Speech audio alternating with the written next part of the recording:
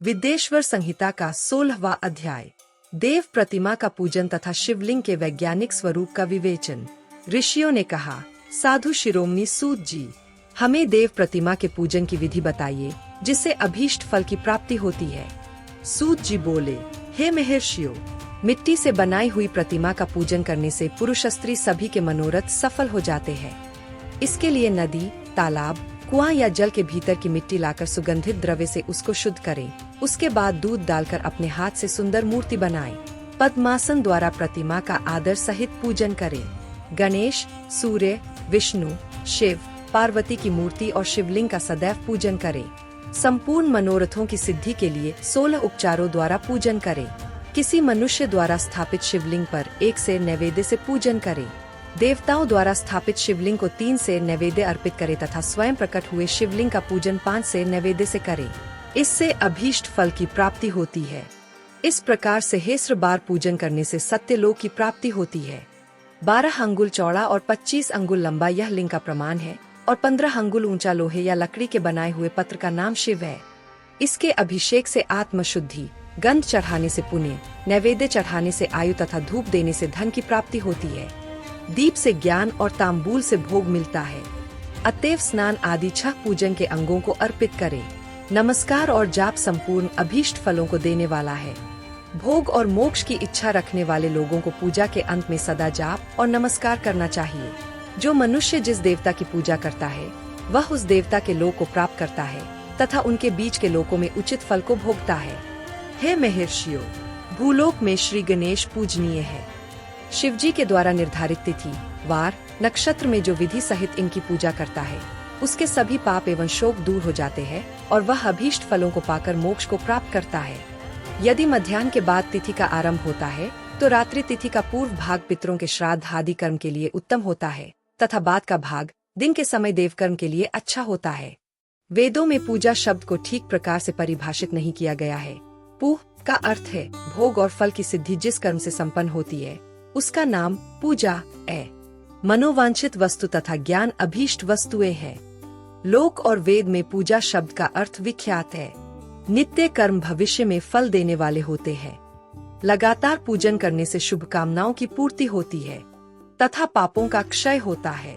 इसी प्रकार श्री विष्णु भगवान तथा अन्य देवताओं की पूजा उन देवताओं के वार, तिथि, नक्षत्र को ध्यान में रखते हुए तथा 16 उपचारों से पूजन एवं भजन करने से अभीष्ट फल की प्राप्ति होती है। शिवजी सभी मनोरथों को पूर्ण करने वाले हैं। महा आर्द्रा नक्षत्र अर्थात माघ कृष्णा चतुर्दशी को शिवजी का पूजन करने से आयु की वृद्धि होती है। ऐसे ही और भी नक्षत्रों, महीनों तथा वारों में शिवजी की पूजा व भोजन, भोग और मोक्ष देने वाला है। कार्तिक मास में देवताओं का भजन विशेष फलदायक होता है। विद्वानों के लिए यह उचित है कि इस महीने में सब देवताओं का भजन करें। संयम व नियम से जाप, तप, हवन और दान करें, क्योंकि कार्तिक मास में देवताओं का भजन सभी दुखों को दूर करने वाला है। कार्तिक मास में रविवार के दिन जो सूर्य की पूजा करता है और तेल व कपास का दान करता है उसका कुष्ठ रोग भी दूर हो जाता है। जो अपने तनमन को जीवन पर्यंत शिव को अर्पित कर देता है उसे शिवजी मोक्ष प्रदान करते हैं। योनि और लिंग इन दोनों स्वरूपों के शिव स्वरूप में समाविष्ट होने के कारण वे जगत के जन्म निरूपण हैं और इसी नाते से जन्म की निवृत्ति के लिए शिवजी की पूजा का अलग विधान है। सारा जगत बिंदुनाद स्वरूप है। बिंदु शक्ति है और नाद शिव, इसलिए सारा जगत शिव शक्ति स्वरूप ही है। नाद बिंदु का और बिंदु इस जगत का आधार है। आधार में ही आधेय का समावेश अथवा लय होता है। यही सकलीकरण है। इस सकलीकरण की स्थिति में ही सृष्टि काल में जगत का आरंभ हुआ है। शिवलिंग बिंदु नाद स्वरूप है। आठ इसे जगत का कारण बताया जाता है। बिंदु देव है और नाद शिव, इनका संयुक्त रूप ही शिवलिंग कहलाता है। आठ जन्म के संकट से छुटकारा पाने के लिए शिवलिंग की पूजा करनी चाहिए। बिंदु रूपा देवी उमा माता है और नाद स्वरूप भगवान शिव पिता। इन माता पिता के पूजित होने से परमानंद की प्राप्ति होती है। देवी उमा जगत की माता है और शिव जगत के पिता। जो इनकी सेवा करता है उस पुत्र पर इनकी कृपा नित्य बरती रहती है। वह पूजक पर कृपा कर उसे अपना आंतरिक ऐश्वर्य प्रदान करते हैं। आठ शिवलिंग को माता पिता का स्वरूप मानकर पूजा करने से आंतरिक आनंद की प्राप्ति होती है। भर्ग शिव पुरुष रूप है और भर्गा शक्ति प्रकृति कहलाती है। पुरुष आदि गर्भ है, क्योंकि वही प्रकृति का जनक है। प्रकृति में पुरुष का संयोग होने से होने वाला जन्म उसका प्रथम जन्म कहलाता है। जीव पुरुष से बारंबार जन्म और मृत्यु को प्राप्त होता है। माया द्वारा प्रकट किया जाना ही उसका जन्म कहलाता है। जीव का शरीर जन्मकाल से ही 6 विकारों से युक्त होता है, इसीलिए इसे जीव की संज्ञा दी गई है। जन्म लेकर जो प्राणी विभिन्न पाशों अर्थात बंधनों में पड़ता है, वह जीव है। जीव पशुता के पास से जितना छूटने का प्रयास करता है, उसमें उतना ही उलझता जाता है। कोई भी साधन जीव को जन्म मृत्यु के चक्र से मुक्त नहीं कर पाते। शिव के अनुग्रह से ही महामाया का प्रसाद जीव को प्राप्त होता है और मुक्ति मार्ग पर अग्रसर होता है। जन्म मृत्यु के बंधन से मुक्त होने के लिए श्रद्धा पूर्वक शिवलिंग का पूजन करना चाहिए। गाय के दूध, दही और घी को शहद और शक्कर के साथ मिलाकर पंचामृत तैयार करें तथा इन्हें अलग अलग भी रखें। पंचामृत से शिवलिंग का अभिषेक व स्नान करें। दूध व अन्न मिलाकर नैवेद्य तैयार कर प्रणव मंत्र का जाप करते हुए उसे भगवान शिव को अर्पित कर दे। प्रणव को ध्वनिलिंग, स्वयंभूलिंग और नाद स्वरूप होने के कारण नादलिंग तथा बिंदु स्वरूप होने के कारण बिंदुलिंग के रूप में प्रसिद्धि प्राप्त है। अचल रूप से प्रतिष्ठित शिवलिंग को मकार स्वरूप माना जाता है, इसलिए वह मकारलिंग कहलाता है। सवारी निकालने में उकारलिंग का उपयोग होता है। पूजा की दीक्षा देने वाले गुरु आचार्य विग्रह आकार का प्रतीक होने से आकारलिंग के 6 भेद है। इनकी नित्य पूजा करने से साधक जीवन मुक्त हो जाता है। विदेश्वर संहिता का 17वां अध्याय, प्रणव का महात्म्य व शिवलोक के वैभव का वर्णन। ऋषि बोले, महामुनि, आप हमें प्रणव मंत्र का महात्म्य तथा शिव की भक्ति पूजा का विधान सुनाइए। प्रणव का महात्म्य। सूत जी ने कहा, महर्षियों, आप लोग तपस्या के धनी हैं तथा आपने मनुष्यों की भलाई के लिए बहुत ही सुंदर प्रश्न किया है। मैं आपको इसका उत्तर सरल भाषा में दे रहा हूँ। प्रकृति से उत्पन्न संसार रूपी महासागर का नाम है। प्रणव इससे पार करने के लिए नौका स्वरूप है, इसलिए ओंकार को प्रणव की संज्ञा दी गई है। प्रपंच नहीं है, वह तुम्हारे लिए, इसलिए ओम को प्रणव नाम से जाना जाता है, अर्थात प्रणव वह शक्ति है जिसमें जीव के लिए किसी प्रकार का भी प्रपंच अथवा धोखा नहीं है। यह प्रणव मंत्र सभी भक्तों को मोक्ष देता है। मंत्र का जाप तथा इसकी पूजा करने वाले उपासकों को यह नूतन ज्ञान देता है।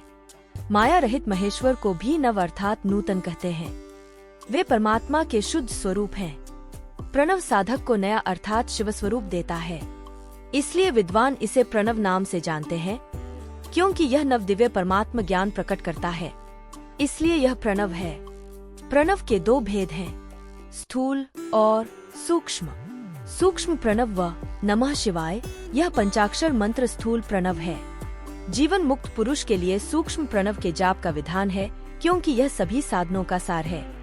देह का विलय होने तक सूक्ष्म प्रणव मंत्र का जाप अर्थभूत परमात्म तत्व का अनुसंधान करता है।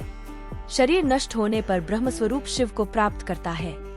इस मंत्र का 36 करोड़ बार जाप करने से मनुष्य योगी हो जाता है। यह अकार, उकार, मकार, बिंदु और नाद सहित अर्थात उ, म 3 दीर्घ अक्षरों और मात्राओं सहित प्रणव होता है, जो योगियों के हृदय में निवास करता है। यही सब पापों का नाश करने वाला है। शिव है, उ शक्ति और मकार इनकी एकता है। पृथ्वी, जल, तेज, वायु और आकाश, 5 भूत तथा शब्द, स्पर्श आदि 5 विषय कुल मिलाकर 10 वस्तुएं मनुष्यों की कामना के विषय हैं। इनकी आशा मन में लेकर जो कर्मों का अनुष्ठान करते हैं वे प्रवृत्ति मार्गी कहलाते हैं, तथा जो निष्काम भाव से शास्त्रों के अनुसार कर्मों का अनुष्ठान करते हैं वे निवृत्त मार्गी हैं। वेद के आरंभ में तथा दोनों समय की संध्या वंदना के समय सबसे पहले उकार का प्रयोग करना चाहिए।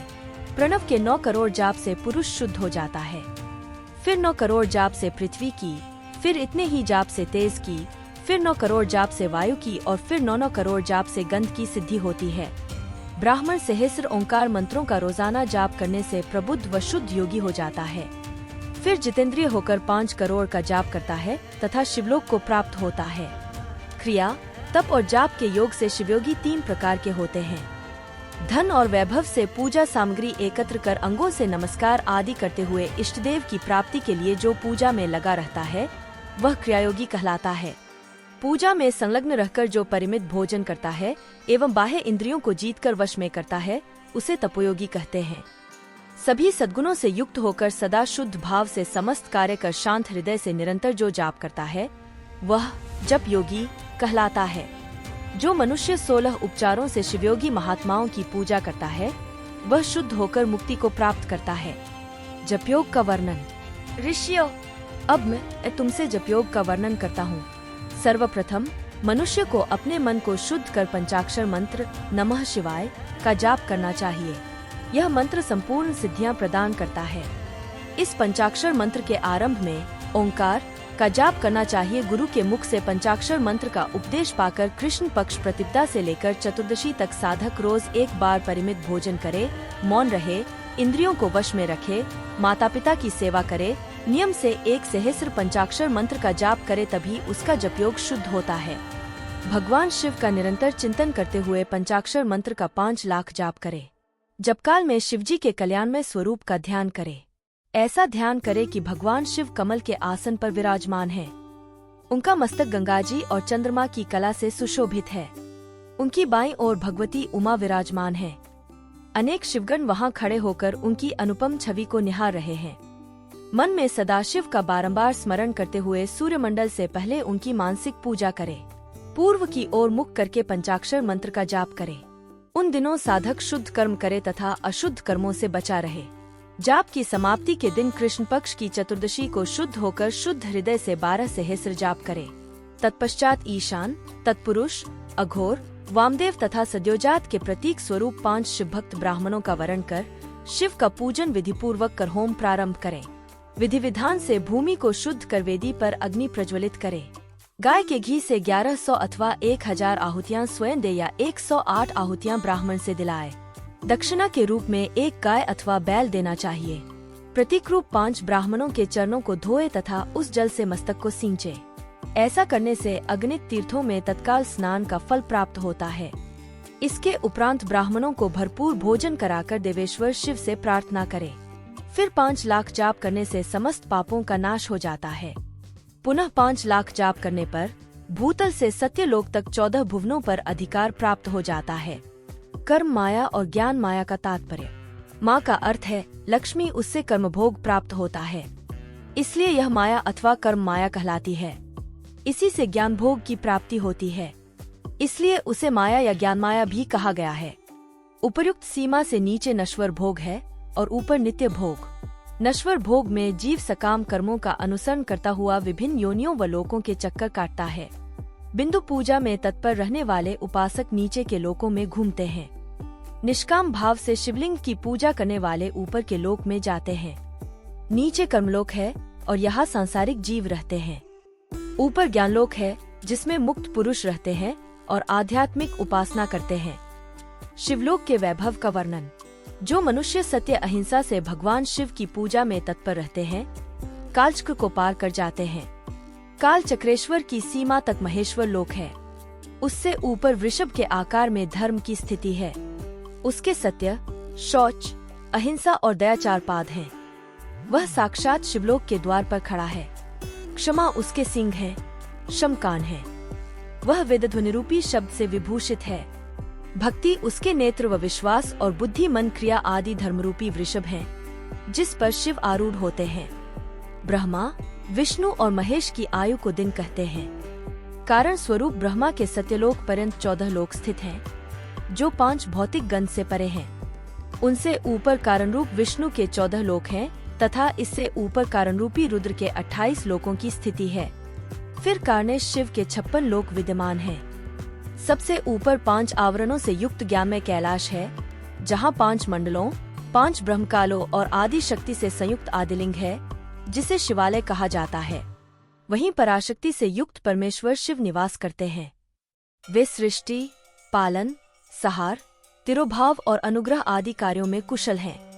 नित्य कर्मों द्वारा देवताओं का पूजन करने से शिव तत्व का साक्षात्कार होता है। जिन पर शिव की कृपा दृष्टि पड़ चुकी है वे सब मुक्त हो जाते हैं। अपनी आत्मा में आनंद का अनुभव करना ही मुक्ति का साधन है। जो पुरुष क्रिया, तप, जाप, ज्ञान और ध्यान रूपी धर्मों से शिव का साक्षात्कार करके मोक्ष को प्राप्त कर लेता है, उसके अज्ञान को भगवान शिव दूर कर देते हैं। शिव भक्ति का सत्कार। साधक 5 लाख जाप करने के पश्चात भगवान शिव की प्रसन्नता के लिए महाभिषेक एवं नैवेद्य से शिव भक्तों का पूजन करें। भक्त की पूजा से भगवान शिव बहुत प्रसन्न होते हैं। शिव भक्त का शरीर शिवरूप ही है। जो शिव के भक्त हैं और वेद की सारी क्रियाओं को जानते हैं, वे जितना अधिक शिव मंत्र का जाप करते हैं, उतना ही शिव का सामीप्य बढ़ता है। शिव भक्त स्त्री का रूप पार्वती देवी का है तथा मंत्रों का जाप करने से देवी का सानिध्य प्राप्त हो जाता है। साधक स्वयं शिवस्वरूप होकर पराशक्ति अर्थात पार्वती का पूजन शक्ति, बेर तथा लिंग का चित्र बनाकर अथवा मिट्टी से इनकी आकृति का निर्माण करके प्राण प्रतिष्ठा कर इसका पूजन करे। शिवलिंग को शिव मानकर अपने को शक्ति रूप समझकर शक्ति लिंग को देवी मानकर पूजन करे। शिव भक्त शिव मंत्र रूप होने के कारण शिव के स्वरूप है। जो 16 उपचारों से उनकी पूजा करता है, उसे अभीष्ट फलों की प्राप्ति होती है। उपासना के उपरांत शिव भक्त की सेवा से विद्वानों पर शिवजी प्रसन्न होते हैं। 5, 10 या 100 सपत्नीक शिव भक्तों को बुलाकर आदर पूर्वक भोजन कराए। शिव भावना रखते हुए निष्कपट पूजा करने से भूतल पर फिर जन्म नहीं होता। विदेश्वर संहिता का 18वां अध्याय। बंधन और मोक्ष का विवेचन। शिव के भस्म धारण का रहस्य। ऋषि बोले, सर्वज्ञों में श्रेष्ठ सूत जी, बंधन और मोक्ष क्या है? कृपया हम पर कृपा कर हमें बताएं। सूत जी ने कहा, महर्षियों, मैं बंधन और मोक्ष के स्वरूप व उपाय का वर्णन तुम्हारे लिए कर रहा हूँ। पृथ्वी के 8 बंधनों के कारण ही आत्मा की जीव संज्ञा है, अर्थात बंधनों में बंधा हुआ जीव बद्ध कहलाता है और जो उन बंधनों से छूटा हुआ है उसे मुक्त कहते हैं। प्रकृति, बुद्धि, त्रिगुणात्मक अहंकार और 5 तन्मात्राएं आदि 8 तत्वों के समूह से देह की उत्पत्ति हुई है। देह से कर्म होता है और फिर कर्म से नूतन देह की उत्पत्ति होती है। शरीर को स्थूल, सूक्ष्म और कारण के भेद से जानना चाहिए। स्थूल शरीर व्यापार कराने वाला, सूक्ष्म शरीर इंद्रिय भोग प्रदान करने वाला तथा शरीर को आत्मानंद की अनुभूति कराने वाला होता है। कर्मों के द्वारा ही जीव पाप और पुण्य भोगता है। इन्हीं से सुख दुख की प्राप्ति होती है। आठ कर्मपाश में बंधकर जीव शुभाशुभ कर्मों द्वारा चक्र की भांति घुमाया जाता है। इससे छुटकारा पाने के लिए महाचक्र के कर्ता भगवान शिव की स्तुति और आराधना करनी चाहिए। शिव ही सर्वज्ञ, परिपूर्ण और अनंत शक्तियों को धारण किए हैं। जो मन, वचन, शरीर और धन से बेरलिंग या भक्तजनों में शिव भावना करके उनकी पूजा करते हैं, उन पर शिवजी की कृपा अवश्य होती है। शिवलिंग में शिव की प्रतिमा ने शिव भक्तजनों में शिव की भावना करके उनकी प्रसन्नता के लिए पूजा करनी चाहिए। पूजन शरीर, मन, वाणी और धन से कर सकते हैं। भगवान शिव पूजा करने वाले पर विशेष कृपा करते हैं और अपने लोक में निवास का सौभाग्य प्रदान करते हैं। जब तन्मात्राएं वश में हो जाती हैं, तब जीव जगदम्बा सहित शिव का सामीप्य प्राप्त कर लेता है। भगवान का प्रसाद प्राप्त होने पर बुद्धि वश में हो जाती है। सर्वज्ञता और तृप्ति शिव के ऐश्वर्य हैं। इन्हें पाकर मनुष्य की मुक्ति हो जाती है। इसलिए शिव का कृपा प्रसाद प्राप्त करने के लिए उन्हीं का पूजन करना चाहिए। शिव क्रिया, शिव तप, शिव मंत्र जाप, शिव ज्ञान और शिव ध्यान प्रतिदिन प्रातः से रात को सोते समय तक, जन्म से मृत्यु तक करना चाहिए एवं मंत्रों और विभिन्न पुष्पों से शिव की पूजा करनी चाहिए। ऐसा करने से भगवान शिव का लोक प्राप्त होता है। ऋषि बोले, उत्तम व्रत का पालन करने वाले सूत जी, शिवलिंग की पूजा कैसे करनी चाहिए? कृपया हमें बताइए। सूत जी ने कहा, ब्राह्मणों, सभी कामनाओं को पूर्ण करने वाले लिंग के स्वरूप का मैं तुमसे वर्णन कर रहा हूँ। सूक्ष्म लिंग निष्कल होता है और स्थूल लिंग सकल। पंचाक्षर मंत्र को स्थूल लिंग कहते हैं। दोनों ही लिंग साक्षात मोक्ष देने वाले हैं। प्रकृति एवं पौरुष लिंग के रूपों के बारे में एकमात्र भगवान शिव ही जानते हैं और कोई नहीं जानता। पृथ्वी पर 5 लिंग हैं, जिनका विवरण मैं तुम्हें सुनाता हूँ।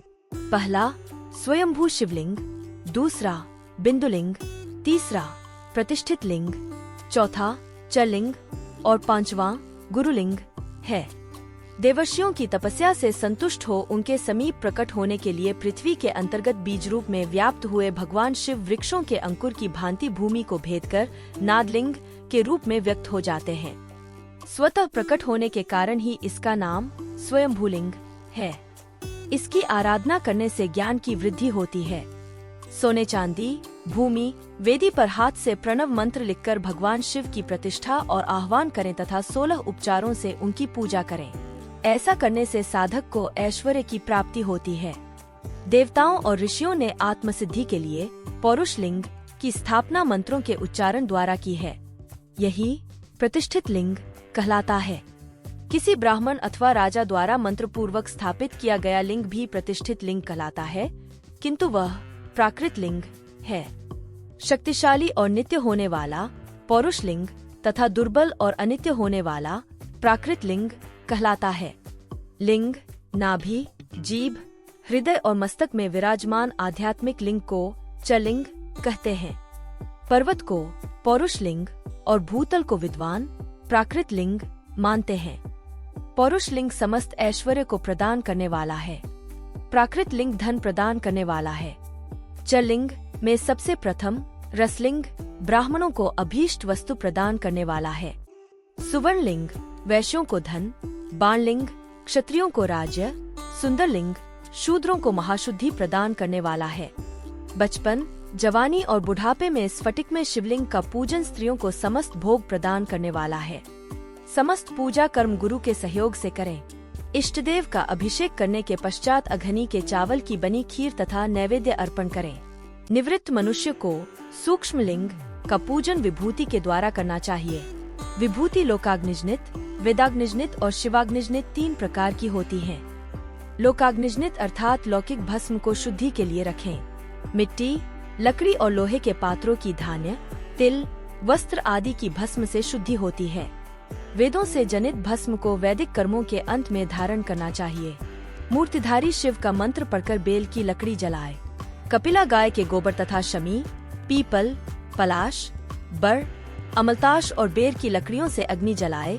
इसे शुद्ध भस्म माना जाता है।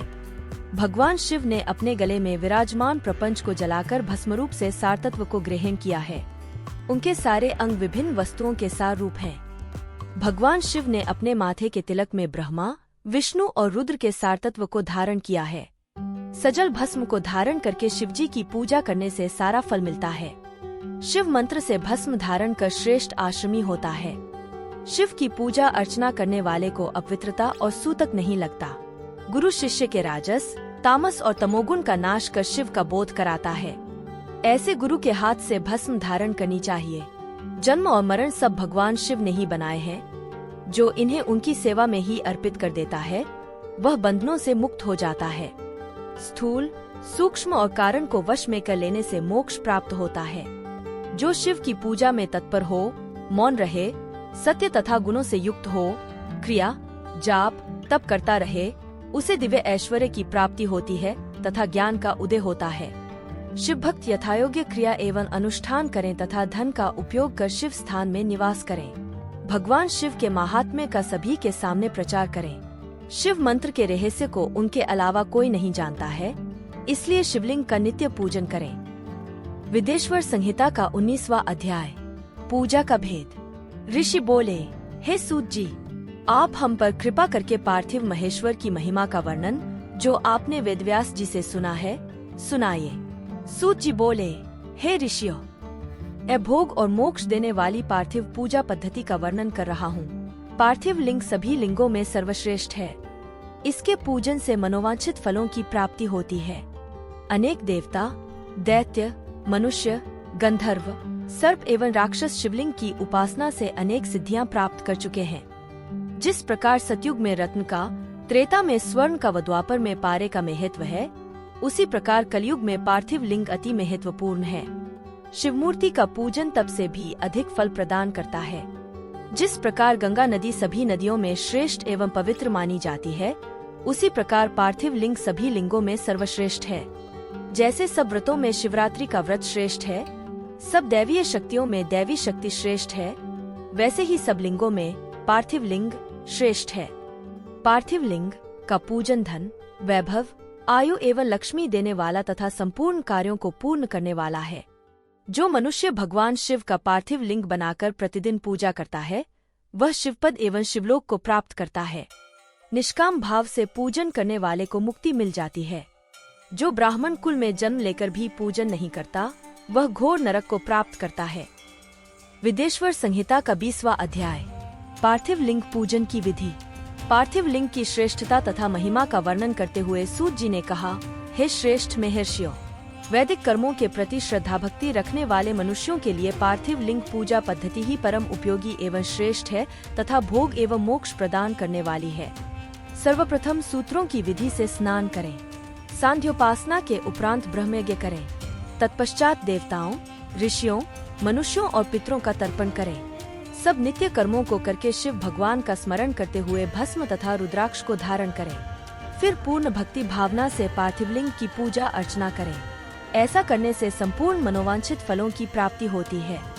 किसी नदी या तालाब के किनारे, पर्वत पर या जंगल में या शिवालय में अथवा अन्य किसी पवित्र स्थान पर पार्थिव पूजन करना चाहिए। पवित्र स्थान की मिट्टी से शिवलिंग का निर्माण करना चाहिए। ब्राह्मण श्वेत मिट्टी से, क्षत्रिय लाल मिट्टी से, वैश्य पीली मिट्टी से एवं शूद्र काली मिट्टी से शिवलिंग का निर्माण करें। शिवलिंग हेतु मिट्टी को एकत्र कर उसे गंगाजल से शुद्ध करके धीरे धीरे उससे लिंग का निर्माण करें तथा इस संसार के सभी भोगों को तथा संसार से मोक्ष प्राप्त करने हेतु पार्थिव लिंग का पूजन भक्ति भावना से करें। सर्वप्रथम नमः शिवाय मंत्र का उच्चारण करते हुए समस्त पूजन सामग्री को एकत्र कर उसे जल से शुद्ध करें। भूर्सी मंत्र द्वारा क्षेत्र की सिद्धि करें। फिर जल का संस्कार करें। स्फटिक शिला का घेरा बनाएं तथा क्षेत्र शुद्धि करें। तत्पश्चात शिवलिंग की प्रतिष्ठा करें तथा वैदिक रीति से पूजा उपासना करें। भगवान शिव का आवाहन करें तथा आसन पर उन्हें स्थापित करके उनके समक्ष आसन पर स्वयं बैठ जाएं। शिवलिंग को दूध, दही और घी से स्नान कराएं। ऋचाओं से मधु, शहद और शक्कर से स्नान कराएं। ये पांचों वस्तुएं दूध, दही, घी, शहद और शक्कर पंचामृत कहलाते हैं। इन्हीं वस्तुओं से लिंग को स्नान कराएं। तदोपरांत उत्तरीय धारण कराएं। चारों ऋचाओं को पढ़कर भगवान शिव को वस्त्र और यज्ञोपवीत समर्पित करें तथा सुगंधित चंदन एवं रोली चढ़ाएं तथा अक्षत, फूल और बेलपत्र अर्पित करें। नैवेद्य और फल अर्पित कर 11 रुद्रों का पूजन करें तथा पूजन कर्म करने वाले पुरोहित को दक्षिणा दें। हर, महेश्वर, शंभु, शूलपाणी, पिनाकधारी, शिव, पशुपति, महादेव, गिरिजापति आदि नामों से पार्थिवलिंग का पूजन करें तथा आरती करें। शिवलिंग की परिक्रमा करें तथा भगवान शिव को साष्टांग प्रणाम करें। पंचाक्षर मंत्र तथा 16 उपचारों से विधिवत पूजन करें। इस प्रकार पूजन करते हुए भगवान शिव से इस प्रकार प्रार्थना करें। सबको सुख समृद्धि प्रदान करने वाले है कृपा निधान भूतनाथ शिव, आप मेरे प्राणों में बसते हैं। आपके गुण ही मेरे प्राण हैं। आप मेरे सब कुछ हैं। मेरा मन सदैव आपका ही चिंतन करता है। हे प्रभु, यदि मैंने कभी भूलवश अथवा जानबूझकर भक्तिपूर्वक आपका पूजन किया हो तो वह सफल हो जाए। मैं महापापी हूँ, पतित हूँ जबकि आप पतित पावन हैं। हे महादेव सदाशिव, आप वेदों, पुराणों और शास्त्रों के सिद्धांतों के परम ज्ञाता हैं। अब तक कोई भी आपको पूर्ण रूप से नहीं जानता है, फिर भला मुझ जैसा पापी मनुष्य आपको कैसे जान सकता है। हे महेश्वर, मैं पूर्ण रूप से आपके अधीन हूँ। हे प्रभु, कृपा कर मुझ पर प्रसन्न होइए और मेरी रक्षा कीजिए। इस प्रकार प्रार्थना करने के बाद भगवान शिव को फूल अक्षत चढ़ाकर प्रणाम कर आदर पूर्वक विसर्जन करें। हे मुनियों, इस प्रकार की गई भगवान शिव की पूजा भोग और मोक्ष प्रदान करने वाली एवं भक्तिभाव बढ़ाने वाली है।